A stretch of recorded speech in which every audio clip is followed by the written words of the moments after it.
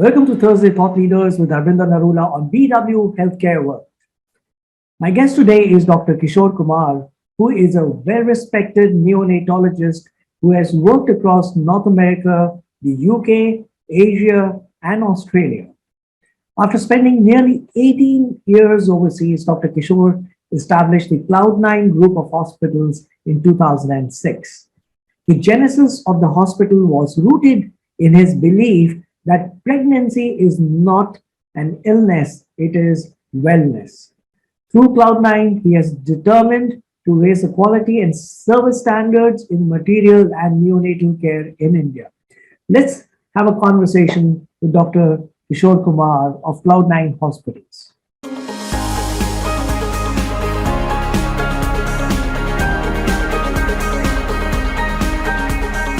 Welcome to BW Healthcare World, Dr. Kishore. Before I delve deep into our conversation, I'm very curious to know that what was your inspiration behind starting Cloudnine Hospitals? What was the point at which you felt you needed to start your own hospital? Well, that's a very interesting question. Nobody has asked me. I left India in 1989 to specialize in neonatology, which means I qualified as a pediatrician from Mysore University with the gold medal, but there was no specialization to subspecialize in babies. So I left India in 1989 and 1990, and initially I was going to go only for 2 years, specialize and come back. But the way things happened is, I keep teasing my children, saying that medical field is the only field, irrespective of where you qualify, whichever country you go, you have to take an exam and qualify to work. So we went to UK, did the qualifying exam there to work there, and then I saw the system, and the system needed to spend some time. So I joined the so-called accredited training program, which not many Indians would have joined. And that was for 4 years. And I retrained myself as a pediatrician with the subspecialization in babies called neonatologist. At the end of it, because I did accredited training there, I got a consultant job there. So I was one of the youngest Indians to become a consultant in a foreign country like UK. And so I started working, and after working, everybody said, "Wow, you can settle down now. You have got a consultant." But my heart wasn't there. I felt I needed to see the rest of the world, so I went to US, passed the US exam, worked for a year, and then I got an opportunity to go to Australia. So when I went to Australia, I subspecialized in Melbourne in saving babies who are 24, 25 weeks. That is extreme prematurity. And that was my area of interest too. And full-time pregnancy was 40 weeks. So you understand 24 weeks means like half the pregnancy the babies are born. And this was in 94, 95. And after that, I wanted to come back because both me and my wife are the youngest in our families, but there were no good opportunities to come back. So I landed up spending time in Australia, and then I got an opportunity to stay in Australia, and I became a consultant in Australia too, and had a good life. I had a house overlooking the beach, and settled more or less in Perth in Australia, Western Australia. And because I had qualified in virtually 4 continents, I had worked there, and people in Perth, Western Australia were very impressed with my work. I was nominated to receive fellowship from Bill Clinton, the former president of USA. So I was honored with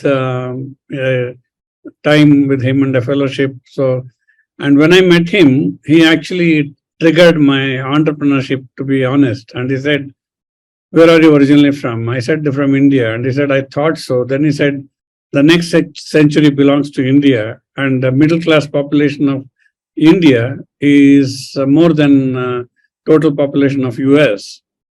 And I think you have so many opportunities, or why are you in Perth? That's what he said. That's when I started really thinking, because I had been academic and I was coming to India every year, and there was huge number of deaths in maternity and newborn care. And one of the things which triggered after my conversation with him is I had to change this narrative. So my wife also agreed, and then we said, if we can't find a proper place to work, let us have our own hospital. That was the thought process which came, and then came the struggle to find the money and partners and other things. That took 1.5 years. So that's how we started. Basically, we wanted to change the landscape of maternity and newborn care in India, provide the field to save the premature babies, and improve the standards of maternity and newborn care. And that was the role we had envisaged. But we never thought we will, have branches all over India. What we thought is we will create a fantastic hospital in Bengaluru to work for me, and that would satisfy my parents. That was the initial thing. So that's how. It's a long answer for a short question, but that's the reality. Awesome. But as a neonatologist yourself, how are you comparing India today with the rest of the world on neonatal, maternal, and early childhood care?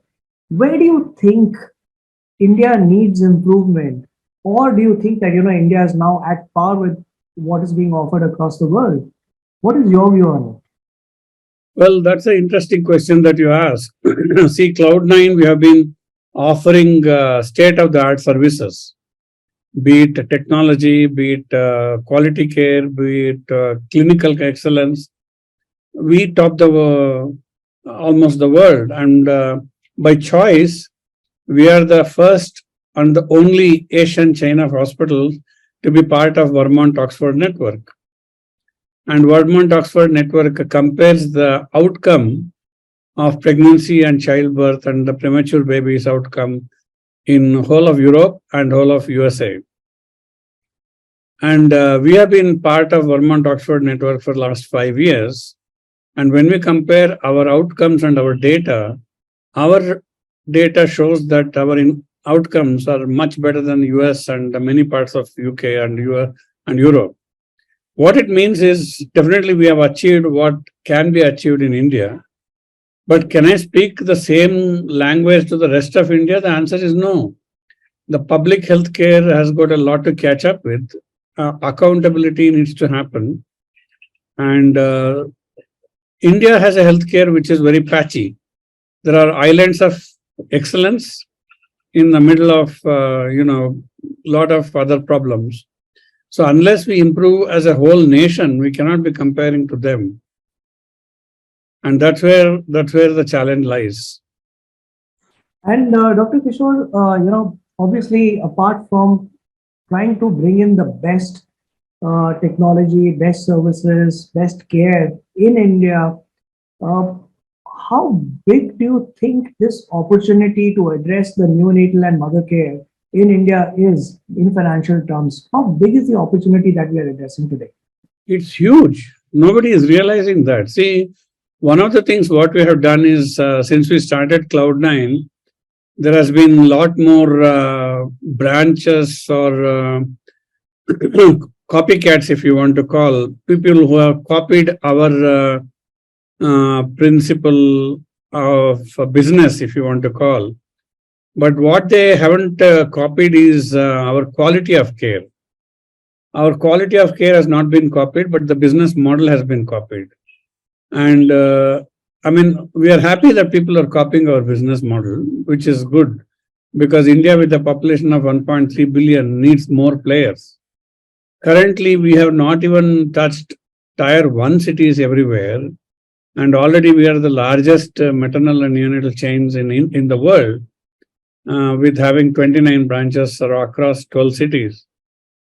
We still have so many cities which we are not touched upon.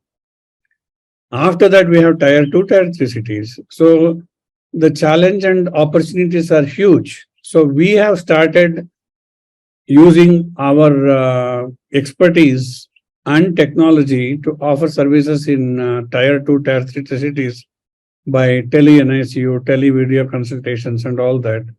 And already we have done it in 3 tier 3 cities with good outcomes. So what can I say? The opportunities are too many, and for anybody who sees the opportunity, they can join the bandwagon. And Dr. Kishore, when we look at India as a market, since we're talking of the business model and the business aspect of the care, do you think we have enough trained people in neonatal to address the opportunity that is there? And also, what is it that you specifically do to motivate your staff to ensure talent retention in your institution? Because I've seen that you've received a lot of awards in this area. Yeah, that's a very, very good question. So when we started Cloudnine, we used to have 1 or 2 people expressing interest to join from the neonatal point of view. Now that we have 29 centers, so we have more number of people wanting to come back from UK, Australia, Europe, and USA. And in fact, right now we are opening about 4 new branches in Bengaluru itself. And I have already got about 15 applications, and I can only take 8 of them. So naturally, the moment the opportunities are there, the more number of people are there who wants to join. Now, number of people who are trained are quite a few, but trained according to what your expectations is a little more difficult to say. So what we do is we have in-house orientation training program, and also we have weekly webinars, and we have a lot of incentives to join clinical research program to monitor your progress, and we have a reward system for people who excel in their profession. So all these things help us to retain. And most people who join Cloudnine feel that they're part of a family rather than an organization. And that sort of a feeling which we have created, which helps us to retain, and they don't feel they're working somewhere else. And our motto is very clear. You're spending minimum 8 to 10 hours a day, which means half of your life in the hospital. So you should enjoy rather than saying, bloody hell, I need to go to work again, and it's again Monday. And, nobody has that attitude. Everybody loves, enjoys coming in. And we have created that sort of atmosphere. Right. And Dr. Kishore, you have created, how have you created synergies on creating accessibility to neonatal care, ensuring affordability for your patients? How have you worked on ensuring better quality services, customer satisfaction, doing good, yet ensuring that these services are affordable? That's a very difficult question to answer because, I want to make it affordable to everybody, but we have our own limitations. So just to give you an example, when we started 16 years ago, we had a normal delivery package of 50,000 rupees and a C-section package of 60,000 rupees. And within a year, we realized that a lot of people were saying that, 60,000 means that you're encouraging C-section. So we actually made both normal delivery and C-section 50,000. People didn't realize that C-section involves a lot more consumables used in the C-section. That's why the cost is higher. The fees which we pay for obstetricians, whether they do normal delivery or C-section, is the same. We don't pay more for C-section. In fact, we pay the same for normal delivery or a C-section. So that way we encourage normal deliveries in our hospitals, and we have the same package and other things. But what has happened is, see, when we started in 2006, The rent we used to pay for a flagship Cloudnine was 12 lakhs. Now the rental has gone up to 42 lakhs per month. So we don't own the land, we don't own the building, and that's why we call it as a light asset model. And to do that, you need to have a building, and in the cities, the rental or the lease agreements is not very affordable. The moment the rental goes up, the cost gets translated to the customer. So what it means is, we started with a package of 50,000 and rental has gone from 20 to 42 lakhs, which means almost more than 3 times. Whereas we have increased our package only by 2 times. And now it's 1 lakh per normal delivery or a C-section. So we are realistic to keep the cost down, but at the same time, we have to do it sustaining our sustainability. We can't go bankrupt. So we try to make it as affordable as possible, but still 1 lakh is not affordable for many people. So we would love to offer these services free for everybody, but there comes the catch. Where is the money to offer it for free? But having said that, if somebody comes who can't afford, we don't throw them out. We definitely treat them. And we have a crowdfunding, and crowdfunding helps to sometimes recover the cost of the treatment what we give for people who can't afford. And, Dr. Kishore, we are living in a country where if you go to the rural parts or the interiors of India, what we term it as Bharat, the maximum number of deaths are of women, and maximum number of deaths among women is while they're giving birth. Do you think, with your expertise and the goodness that you're bringing to this particular segment, technology can now help you doing good in the interiors part of the country? And if yes, what are your plans on doing that? That's a very, very interesting question. I thought nobody will ask me, and probably some doctor may think of it, but it's a very good question you asked me. The answer is yes, it is possible. See, what you alluded is what we call as a maternal mortality rate. In other words, the number of women who die during or after childbirth. That used to be in 300s about 10-15 years ago. Now it has come down to 113 per 100,000 live births. That's how it's measured. Even then, it's too high. And if you look at most of the developed countries, they're in single digits. So what we have done in Cloudnine is, when we started Cloudnine, people said this is not possible, this is India. Now we have done more than 150,000 deliveries in Cloudnine. We have lost just 3 mothers for various reasons beyond our control. In other words, our maternal mortality out of 150,000 is still just barely single digit. Now, can it be repeated, or can we repeat this sort of success everywhere else? And the answer is yes. I mean, we can. When we didn't lose any mother in the flagship center for first 10 years, everybody said, "Oh, Dr. Kishore stays there 24/7, and he lives virtually there, and he can afford to do that and all." Now we have 29 centers, and we are still maintaining the quality. So we have shown that it can be done in any corner of the country.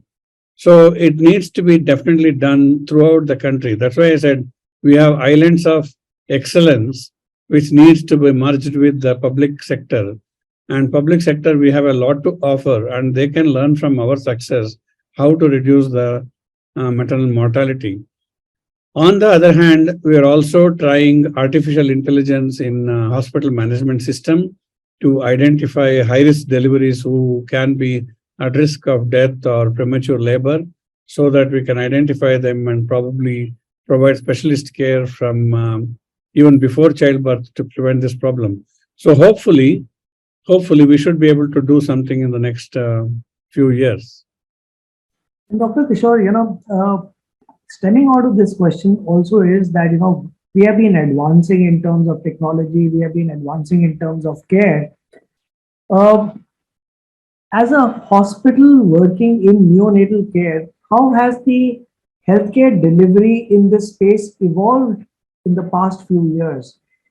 And how do you think we will shape up as a country offering these services by maybe around 2030? Well, that's a very interesting question. Purely because, see, when we started Cloudnine, probably we were one of the very few hospitals who were saving premature babies less than 28 weeks, called extreme premature babies. The Indian law even now says viability is defined as 28 weeks. That means, according to Indian law, less than 28 weeks, babies are not viable. So when we started saving the babies between 24 and 28 weeks, when we started the hospital, we had our own problems in registering them in the birth registry, because the birth registry people said 24 weeks, that's not viable. How can you register? Well, the baby has survived and doing well, and that sort of a thing. But now saving the 24, 25 weeker has become a national phenomenon in the last 17 years. Now the problem comes, not everybody will have the same amount of expertise, not everybody will have the same amount of technology, not everybody realizes that saving 24, 25 weekers need a teamwork, not just one neonatologist.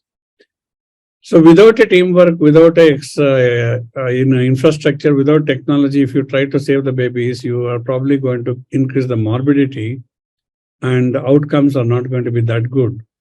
So that's where the challenge lies. And we have a lot of challenges to be addressed, because if we start saving all these 24, 25 weekers throughout the country, then we will be heading for a disaster unless we are quality oriented and put strict outcome measures into place. A lot of parents can suffer. And Dr. Kishore, there are some government milestones that are there when it comes to maternal and child care.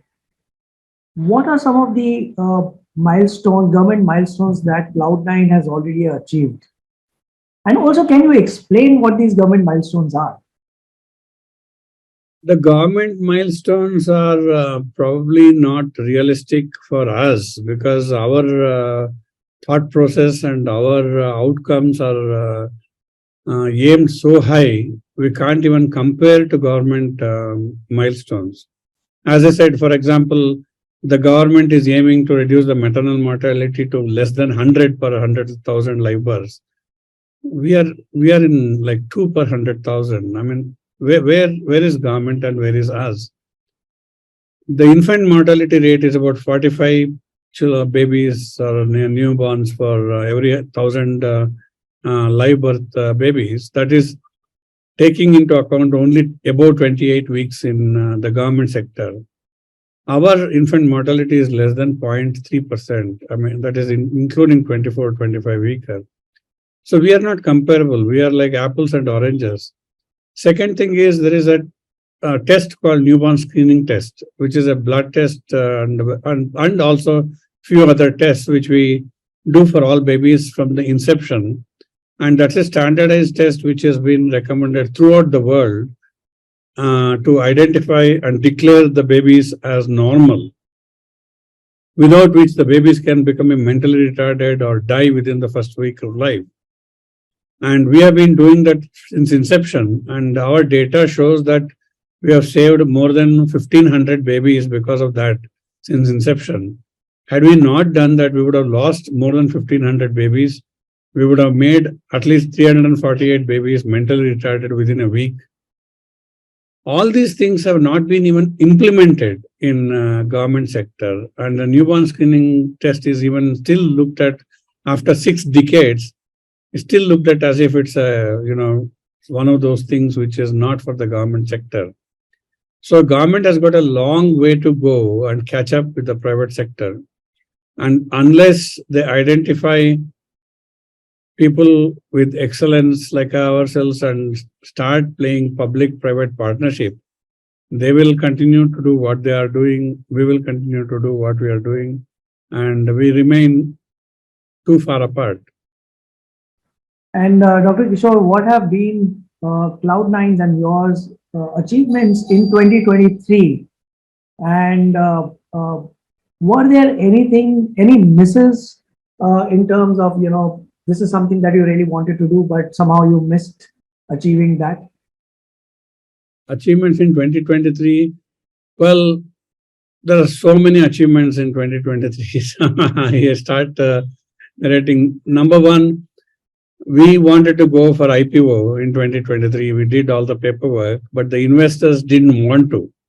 They didn't want to because they feel the company growth is so fast and so high in the last 18 months.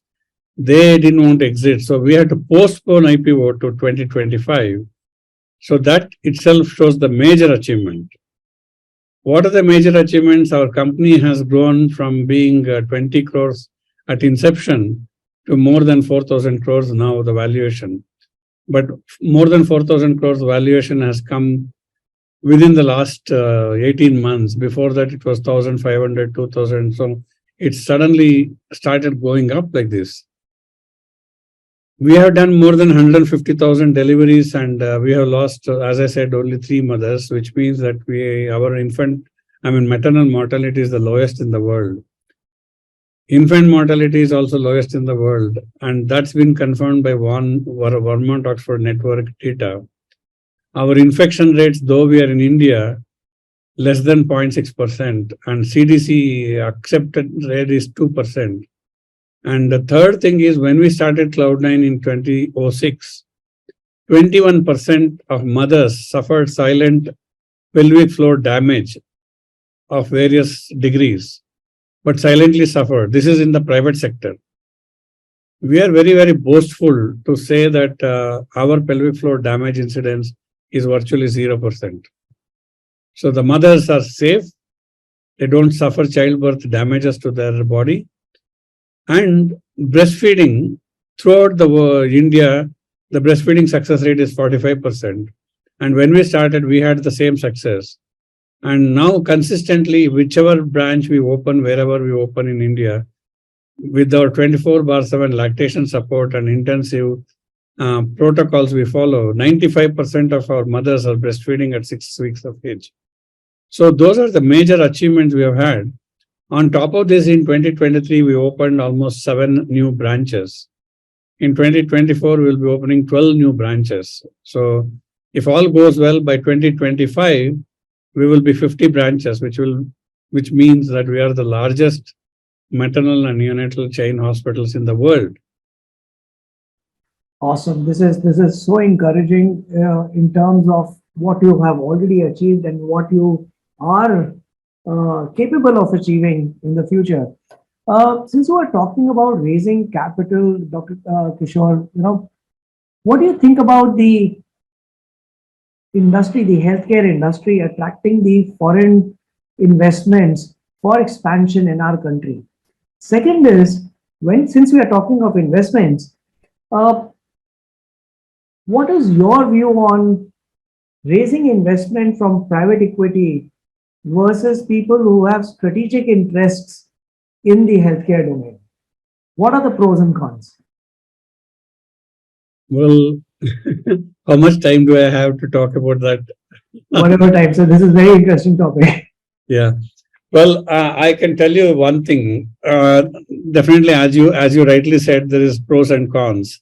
It's not only pros. I mean, the good thing is, when there is a capital, it helps to grow faster. In fact, I have to tell you, when we were only 2 years old, we had a very good relationship with the GE because all our equipments were from GE. So GE Capital came and said, here is the blank check, take it up and tell us how much you need to multiply your success in 50 cities across India in the next 2 years. And I was like, it's just not the money. You need a lot more things. You need to make sure that things go well 24. It's not like a .com company, this is a hospitality industry 24/7.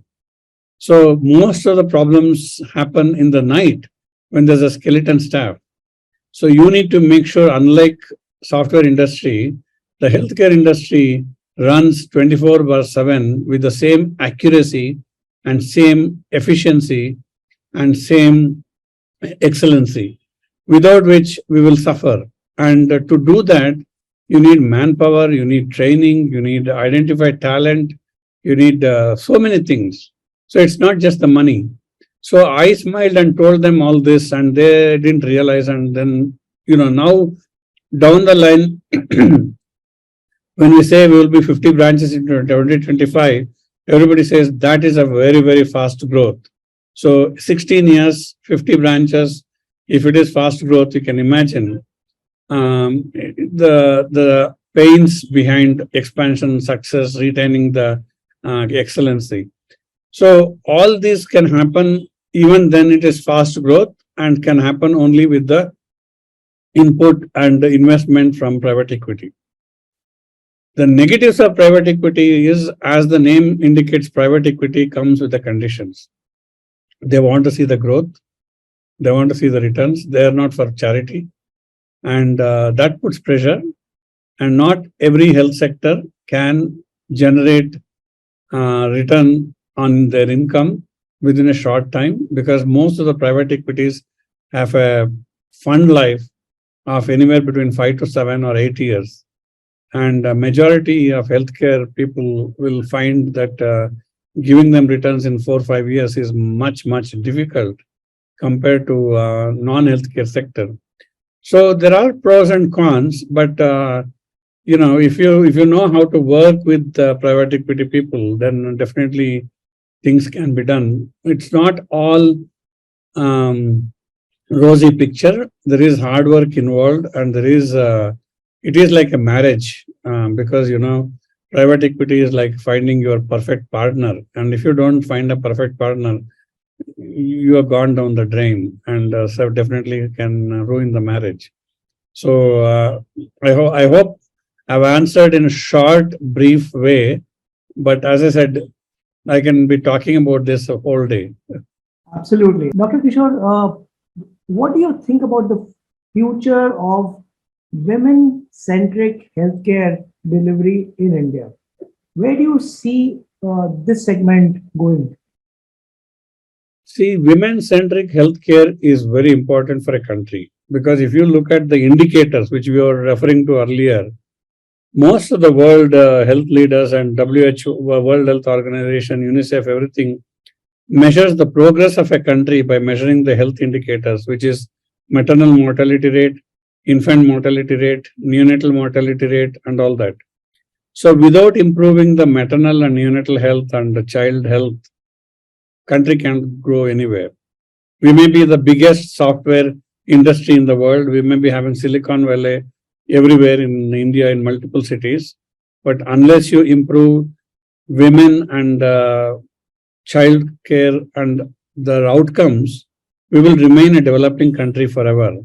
Nobody looks at what is the per capita income of a software engineer in India and say, oh, you become a developed world. No. They will say, what is the maternal mortality rate and what is your infant mortality rate, before they can think of making you a developed country. So it has to be the focus. It will be the focus, and it has to change, and it is changing, and it's changing at much slower rate than what we feel it's required. But I think the right attitude from the state governments across the country is required, because health is a state subject, not the center subject, and that's where the problem lies in our constitution. And I think unless all the states take it mandatorily to improve the health of women and children in the respective states, we will continue to suffer with the current state governments everywhere. Dr. Kishore, my last question to you before I let you go is something very different. I'm sure nobody has asked you this. Are you a spiritual person?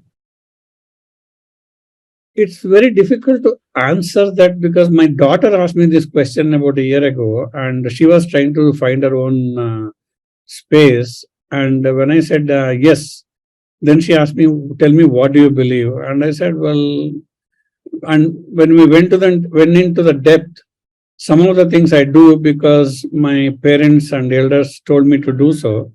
not necessarily believing it, but some things I do because I feel there is this other person who is supernatural, whether you call him God or Almighty or whatever you want to call it, definitely has been responsible for creating the world and so many things. Does that make me spiritual? The answer is I don't know, but I definitely feel there is an extraordinary persona or some energy which is responsible for all of us. And certainly in that way, I do believe to a certain extent that there is something there. So I can't answer straight whether I'm spiritual, but I do believe something, great is there. And that's the way probably my childhood upbringing has been there. So I do believe that I do pray for some things. The reason I asked you this was, sir, because the question actually is that spirituality, and I'm not even talking about the religious aspect of it, but being a good human being, believing in a higher energy. Do you think that the spiritual mindset helps a doctor or a doctorpreneur be more empathetic, compassionate, more committed to what they are doing than someone who is not spiritual? Absolutely. I think for two reasons. I agree with you. Spirituality is not the same as religion. But you hit the nail on the coffin, I can say, because the spiritual person realizes that he is not the ultimate. There's ultimate someone else on top of the head. So that makes them humble, empathetic, sympathetic, and other things. So some people who are, what can I say, amateur or immature, sometimes thinks that everything they did, because of that they succeeded, and that's probably a short-term vision.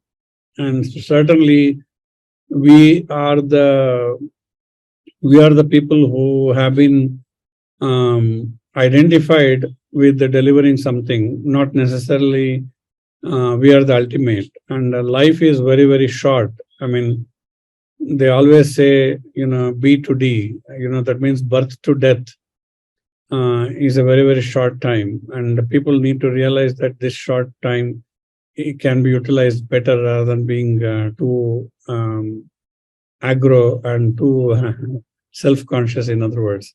So spirituality in that sense brings people down to earth, if you want to call it, and definitely makes them much more humble and much more sympathetic. And sometimes you may do everything the right way, but it's beyond your capabilities and capacities that you can't save everybody. And that clearly shows that it's not your skill, it's not your knowledge, there's something else that's there.